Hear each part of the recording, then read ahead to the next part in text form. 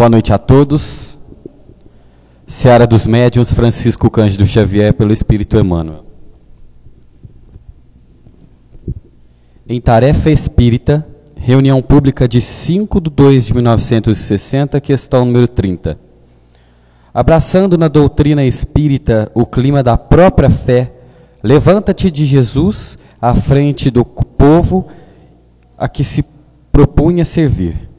Não se localiza o Divino Mestre em tribuna garantida por assessores plenamente identificados com seus princípios. Ele é alguém que caminha diante da multidão, chama açoitada pela ventania das circunstâncias adversas. Árvore sublime, batida pelas varas da exigência incessante. Ninguém o vê rodeado de colaboradores completos, mas de problemas a resolver. E renteando com os doentes e aflitos que lhe solicitam apoio, todas as personalidades que lhe cruzam a senda representam atitudes diversas, reclamando-lhe paciência. João Batista duvida. Natanael questiona. Nicodemos indaga. Zaqueu observa. Caifás conspira. Judas deserta. Pedro nega, Pilatos finge, Antipas escarnece, Tomé desconfia. Apesar de tudo, ele passa, sozinho e imperturbável, como sendo o amor não amado, ensinando e ajudando sempre. Assim também na instituição em que transitas, encontrarás em quase todos os companheiros oportunidades de aprender ou de auxiliar. A cada passo encontrarás os que te pedem amparo, os que te rogam alívio, os que te suplicam consolo, os que te esperam entendimento. Não te faltarão, contudo, igualmente, os que te desafiam à calma, os que te zombem dos ideais, os que te complicam as horas, os que te criam as dificuldades, os que te ferem o coração. Entretanto, se conheces o caminho exato, é preciso ajudes aos que se transviam. Se te equilibras, é preciso socorras os que te perturbam. Se te mantens firme, é preciso sustentar os que caem. E já entesouraste leve migalha de luz, é preciso auxilies os que te debatem nas trevas. Desse modo, não te faças distraído quanto à orientação que nos é comum, porquanto o espírita verdadeiro, diante do mal, é invariavelmente chamado a fazer o bem.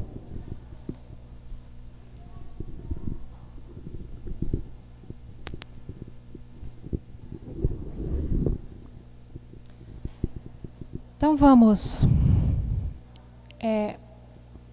acalmando, asserenando as nossas mentes, os nossos corações, levando o nosso coração até Deus, que é Pai de amor e de misericórdia, a Jesus, o nosso Mestre, irmão maior, rogando a Ele, permita que esses amigos, os mentores espirituais dessa casa, possam se aproximar de nós, trazendo as energias positivas, de força, de paz e de serenidade. E que possamos nós, inundados com essa energia, sermos instrumentos de ajuda, de socorro, de amparo a todas as criaturas que vão passar por aqui, necessitadas de acolhimento, de amor e de serenidade. Seja conosco, Jesus, neste momento em que nos reunimos em seu nome, para estudar, compreender e, acima de tudo, praticar a lei maior do amor. Que assim seja. Hoje, então, o Antônio Carlos vai fazer uma reflexão para a gente a respeito de alucinação.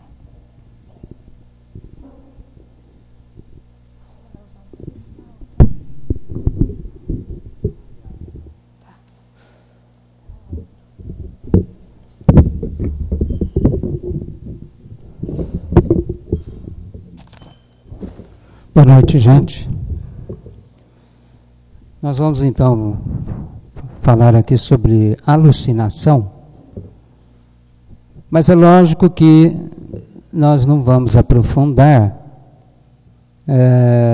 porque o tempo é pouco, e o objetivo dessas reflexões é também, além de esclarecimento, de auxiliar na preparação do trabalho que virá logo mais, né?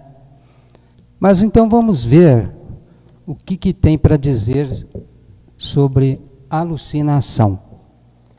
Eu pesquisei aqui na internet e achei o seguinte: é um texto baseado em informações da psiquiatria.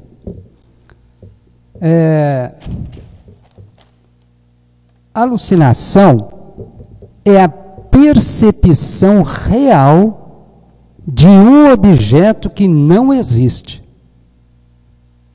Aí vocês vão falar, então, é coisa de doido mesmo, né? É a percepção real de um objeto que não existe. Ou seja, são percepções sem um estímulo externo. Porque a pessoa que alucina, né? E interessante é que nós vemos o Dr. Sérgio Felipe, na palestra sobre a glândula pineal, ele está contando um caso lá, que ele encontrou o espírito do Dr. Zerbini. E ele é um cientista, né? É espírita, mas é um cientista. É professor da USP, pesquisador. Então ele falou assim, então eu entrei no banheiro de casa e tive uma alucinação. Eu alucinei, né? É porque ele tinha visto o espírito do Dr. Zerbini, que veio pedir para ele fazer pesquisa sobre a glândula pineal. Eu estou contando isso porque ele usou essa expressão, que é uma expressão do mundo assim, da ciência. Porque a ciência, como vocês sabem, ela pesquisa mais a matéria, né? E a partir da doutrina espírita, com Allan Kardec, que efetuou a codificação da doutrina dentro de uma postura, de um comportamento científico, Allan Kardec também inaugurou o campo de pesquisa do espírito. Ele provou, demonstrou e anotou isso em livros, né, como o Livro dos Médiuns, que é um livro científico, de cunho científico, é uma tese, é um trabalho aí que durou muitos anos para ser elaborado, né, depois de muitas observações, de muitas comparações, pesquisa. Então ele inaugurou o campo de pesquisa do espírito. E apesar da ciência ter permanecido no campo da matéria, e ela também se aproxima e se aproximará cada vez mais do espírito, porque é uma coisa inevitável, é um caminho inevitável. Mas, voltando aqui à alucinação, a psiquiatria, ela classifica a alucinação conforme os sentidos do corpo físico. Então tem alucinações visuais, olfativas, táteis, né? E outras. Auditivas, né? A alucinação, ela tem origem assim, no consumo de drogas, medicamentos, né? Síndromes de estresse, medo, algum choque, algum trauma, né? Proveniente de acidente. E também ela está presente nas psicoses, na paranoia, na esquizofrenia, né? Então, como que funciona essa questão da alucinação? Vejam bem. Explicando de uma maneira simples, é quando nós nos impressionamos com determinada coisa. Então, se nós assistimos um filme, vamos supor, um filme pesado, um filme de terror, um filme muito violento, tudo que nós vemos, tudo que nós lemos, tudo que nós ouvimos, sentimos, tudo isso fica registrado no nosso cérebro. O cérebro registra tudo e fica ali arquivado, né? Então imaginem bem, eu tenho uma reunião para ir, mediúnica, né? Eu vou numa reunião mediúnica. Mas primeiro eu vou assistir aqui esse filminho de terror. Vai ser um terror, né? Nós vamos chegar na reunião, o que nós vamos ver? Nós só vamos ter alucinação, né? Aquelas cenas fortes, aquelas cenas terrificantes, aquilo tudo vai aflorar e vai atrapalhar ali o nosso comportamento. Nós que deveríamos estar com a mente tranquila, com a mente serena, com a mente calma, limpa, né? Nós vamos colaborar dessa maneira. É por isso, gente, né? É por isso que, estudando a alucinação, é que nós vemos o quanto é necessário o preparo para uma reunião mediúnica. O quanto que é necessário nós mudarmos os nossos hábitos, boas leituras, assistir bons filmes, boas conversas, né? Não deixar a nossa conversa descambar, né? Não descambar para anedotários, pornografias, palavras de baixo calão, né? Escolher as leituras, escolher filmes. Ninguém vai proibir nada de assistir televisão, mas escolha, procure sempre coisas boas. E é por isso que se recomenda a prática da meditação. É por isso, né? Porque com a prática da meditação, que já é colocar a mente em silêncio, nós vamos drenar tudo isso que já existe em nós, né? Nós não vamos praticar a meditação na reunião, mas praticar antes. Porque praticando antes, nós estamos drenando o nosso inconsciente. Nós estaremos eliminando. Por isso que tem aquela postura de colocar a mente em silêncio, buscar o silêncio. Quando surgir uma ideia, surge mesmo, você não se envolver com ela. Só observar, não fazer julgamento, não brigar com ela. Deixa, ela surgiu, deixa ela aí, calminha, quietinha, do jeito que ela veio, ela vai. Como se fosse uma onda, como se fosse as águas de um rio, que você está observando, está passando, está passando. A meditação é isso, né? E ela pode ser feita até em movimento, até você trabalhando. Porque ela é mental. Ela é mental, né? Você pode estar fazendo o que você quiser, seu trabalho, tal. Vai depender da sua postura mental, do seu silêncio. Você vai se propor a fazer o serviço material, mecânico, mantendo a mente em silêncio. Se surgir um pensamento, você observa, não se envolva, deixa ele embora. Aí você quieto, dá um pouquinho, surge outro, faz a mesma coisa. observa, não se envolve, não julga, perdoa, deixa embora. Entendeu? Porque vejam bem, quando a gente se lembra de determinada, vamos dizer, uma discussão que eu tive com alguém, você se lembra, você já começa a envolver com aquilo ali, né? Mas mentalmente, você se entrega àquilo. É isso que não pode.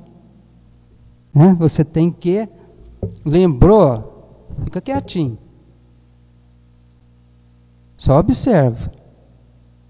E deixa aquilo ir sozinho embora. Sem fazer força também.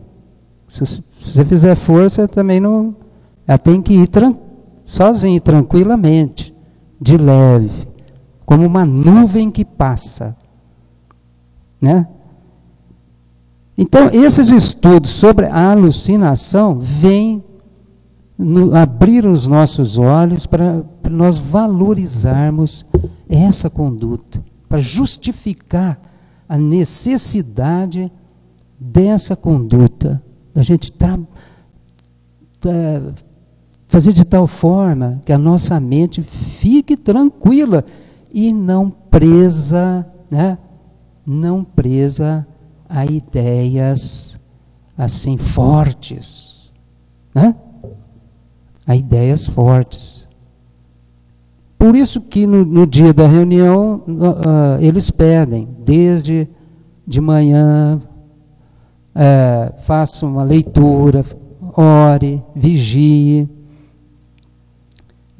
procure não ficar nervoso, né? Porque se você tem uma discussão, uma briga ali, você se exalta e aquilo marca, você fica com aquilo na cabeça, registrou, né? Ela vai, na reunião, isso aí